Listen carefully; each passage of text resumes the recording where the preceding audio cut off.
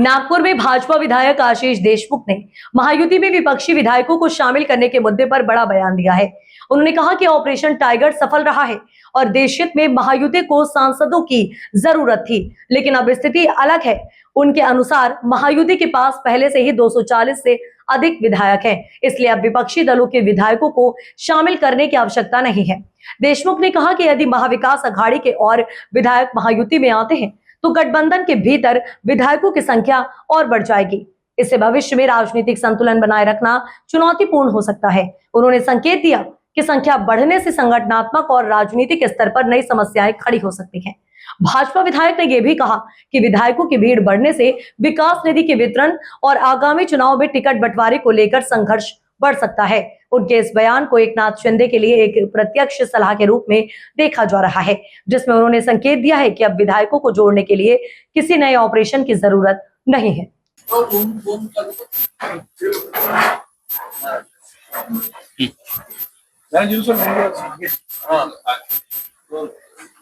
आशिष जी, याप्रमाणे दिल्लीमध्ये operation tiger सुरू आहे, राज्यातही अशा ऑपरेशनची चर्चा आहे. आपलं त्याच्यामध्ये काही आक्षेप आहे, नेमकं आपलं काय म्हणणं आहे? आणि आपण सर्वांनी पाहिलं की मोदीजींच्या नेतृत्वामध्ये नॅशनल डेमोक्रेटिक अलायन्स एनडीए विकासाच्या दृष्टीने घोडदौड आपल्या देशासाठी करत आहे. मागच्या 2 महिन्यापूर्वी आपण पाहिलं की महिला आरक्षण विधेयक हे कुठेतरी पारित होऊ शकलं नाही, कारण की 2/3 मेजॉरिटी ही लोकसभेमध्ये आणि राज्यसभेमध्ये एनडीएची अपेक्षा. अशा याच्यामध्ये असे सर्व खासदार ज्यांना वाटतं की महिला आरक्षण पारित व्हावं, त्यांनी जर एनडीए मध्ये येण्याचं ठरवलं असेल तर आम्ही सर्वजण मिळून त्याचं मनपूर्वक स्वागत करतोय, अभिनंदन करतोय, आभार देखील मानतोय. मग त्यामध्ये बंगालचे खासदार असतील, त्यामध्ये महाराष्ट्रातले येत असलेले खासदार असतील, यांचं सर्वांचं मनपूर्वक खूप खूप स्वागत. नक्कीच 2/3 मेजॉरिटी लोकसभेमध्ये आणि राज्यसभेमध्ये असल्यास डिलिमिटेशन बिल असेल, महिला आरक्षण असेल, युनिफॉर्म सिव्हिल कोड असेल, किंबहुना 1 नेशन 1 इलेक्शन असेल, अशा प्रकारचे अतिशय महत्वाचे विधेयक हे पारित होतील, याच्या माध्यमातून देश हा जास्ती आपला ताकदवान होईल आणि मोदीजींच्या नेतृत्वामध्ये 2047 विकसित देशाचा संकल्प आपला नक्कीच पूर्ण होण्यामध्ये मदत होईल. राज्यामध्ये आपले काही आक्षेप आहे की समजा राज्यामध्ये अशा प्रकारे ऑपरेशन झालं तर महायुतीमध्ये काही नाही. मी ऐकलं की अभी तो ये झाकी है, ट्रेलर है, पिक्चर अभी बाकी है, या सर्व संदर्भामध्ये सुगावा लागता असं वाटतं की आपण जसं म्हणताय की काही आमदारांना इकडे महायुतीमध्ये आणण्याचे प्रयत्न. माझं त्या निमित्ताने महायुतीचा भारतीय जनता पार्टीचा आमदार म्हणून माझ्यासमोर एक प्रश्न आहे की तसंच 237 प्लस इंडिपेंडेंट असं बलाढ्य असं बहुमत हे विधानसभेमध्ये सन्माननीय देवेंद्रजींच्या नेतृत्वामध्ये राज्य सरकारला आहे, त्याचा फायदा विकासाला होतोय आणि 2/3 पेक्षा जास्ती 3/4 पेक्षा जास्ती त्या निमित्ताने संख्याबळ हे सत्ताधारी पक्षाकडे महायुतीकडे असल्यामुळे अजून त्याच्यामध्ये गर्दी कशाला असावी अशा मताचा नक्कीच मी आहे. सोबतच आपल्या ह्या लोकशाहीमध्ये पार्लमेंटरी डेमोक्रेसीमध्ये विरोधकांचा देखील आवाज प्रत्येक सभागृहात असावा. विधानसभेमध्ये थोडेफार का होईना जे विरोधक आहे, आमदार आहे, त्यांनी जिथच्या तिथं राहावं, इथं येण्याची कृपया करून काही आवश्यकता आहे असं मला वाटतं. खरं तर आपल्याला असं वाटतंय का की जे सत्ताधारी पक्षाचे आमदार आहेत त्यांना सत्तेमध्ये असल्यामुळे अधिक निधी जो आहे विकास कामांसाठी मतदारसंघात तो मिळत असतो,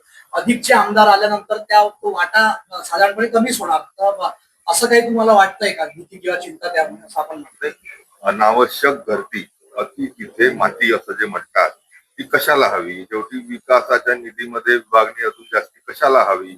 समोर चालून 2029च्या विधानसभेच्या निवडणुकीमध्ये विविध जिल्ह्यांमध्ये स्थानिक स्वराज्य संस्थांच्या निवडणुकीमध्ये जे तिकीट वाटपामध्ये गोंधळ आणि घोळ होऊ शकतो, तो आजच जर आपल्याला त्याच्यापासून दूर राहायचं असेल तर मला असं वाटतं अजून जास्ती आमदारांची गरज महायुतीमध्ये नाहीये. 3/4 पेक्षा जास्तीची संख्या ही नक्कीच महायुतीत आहे. आपण आपल्या नेत्यांना आणि महायुतीच्या पदाधिकारी नेत्यांना काही याबद्दल सांगणार आहे का, किंवा आपलं जे म्हणणं आहे ते कळवणार आहे? हे नक्कीच या सर्व संदर्भामध्ये पक्षाच्या नेतृत्वाकडे मी माझं मत मांडील. बाकीच्या आमदारांचं देखीलही अशाच पद्धतीचं मत आहे हे मला येणाऱ्या दूरध्वनीच्या माध्यमातून मला कळत आहे. माझे प्रयत्न हेच आहेत की त्या निमित्ताने अनावश्यक गर्दी टाळावी आणि लोकशाहीमध्ये विरोधकांना देखील आपला आवाज बनून तिथे प्रतीत होण्याच्या दृष्टीने काही आमदारांनी विरोधात राहावं. महाराष्ट्र का एकमात्र double Guinness world record holder Somaiya MSPM group of institutions प्रस्तुत करता है Savitri Devi college of nursing MSPM Somaiya group की वजह से अब यवतमाल जिले के वड़ी में BSc नर्सिंग का शिक्षण लेना हुआ आसान। 4 वर्ष का नर्सिंग कोर्स प्रतिवर्ष एकदम किफायती फीस में उपलब्ध। SC ST NT VJ OBC minority SBC EBC EWS के लिए स्कॉलरशिप उपलब्ध। लड़कियों के लिए फ्री एजुकेशन। सभी विद्यार्थियों के लिए बस सुविधा और हॉस्टल सुविधा उपलब्ध है। एडमिशन्स के लिए आज ही अप्लाई करें और अपने नर्सिंग करियर की शुरुआत करें। अधिक जानकारी के लिए हमसे संपर्क करें। Savitri Devi college of nursing, Wadgaon road, तहसील वनी, डिस्ट्रिक्ट यवतमाल।